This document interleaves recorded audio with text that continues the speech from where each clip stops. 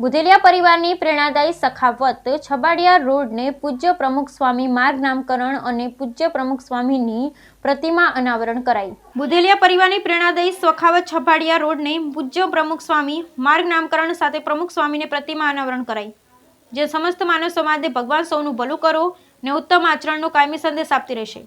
દામનગર શહેરમાં છબાડિયા રોડને પ્રમુખ સ્વામી માર્ગ સાથે મૂર્તિ અનાવરણ કરતા સ્વ લાડુબેન મુરજીભાઈ બુધેલિયાના પુત્ર રત્ન મગનભાઈ બુધેલિયા બીએપીએસ સંસ્થાના સંતો પૂજ્ય શ્રી ભગવત કીર્તન સ્વામી શ્રી સ્વામી અનંતરાજ શ્રી પાવન નિશ્રામાં ધારાસભ્ય જરગભાઈ તળાવિયા, પાલિકા પ્રમુખ નારોલાની ઉપસ્થિતિમાં પ્રમુખ સ્વામીજીની મૂર્તિ અનાવરણ કરાઈ।